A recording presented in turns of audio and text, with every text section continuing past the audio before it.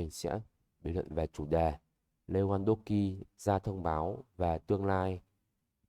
Tiền đạo Robert Lewandowski đã trả lời các câu hỏi về tương lai của anh tại Barca và khả năng chuyển đến Mỹ hoặc Saudi Arabia trong tương lai.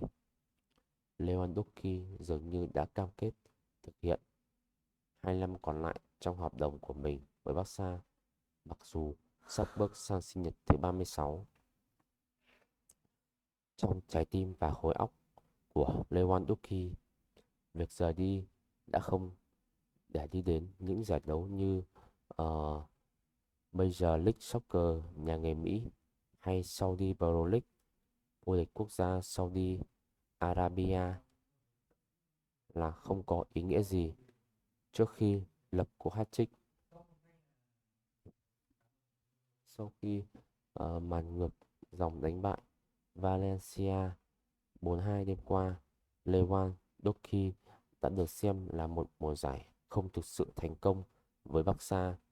Tính từ đầu mùa giải, Lewandowski đã có được 23 bàn thắng sau 44 trận trên mọi đấu trường, thành tính kém hơn mùa giải trước khi anh có 33 pha làm bàn sau 46 trận ở chiến dịch đầu tiên tại sân Nou Camp.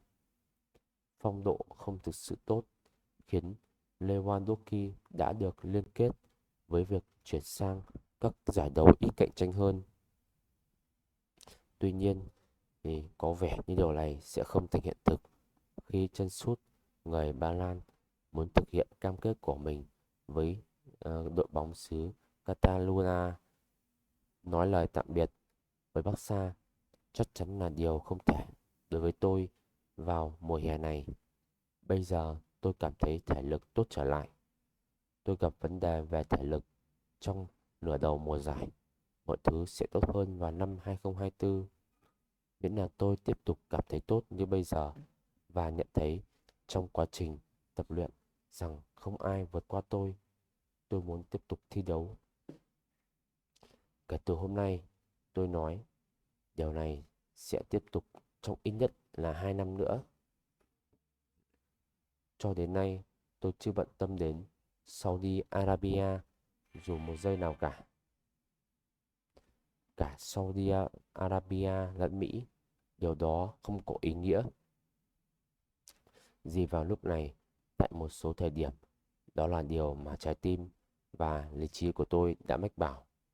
Khi tôi đã 38 tuổi và nỗi đau ập đến, tôi phải tự hỏi tôi có muốn tiếp tục hay là không.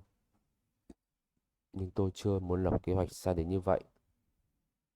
Hiện tại, tôi nói tôi chắc chắn có thể chơi ở đẳng cấp cao nhất cho đến năm 2026. Chân sút người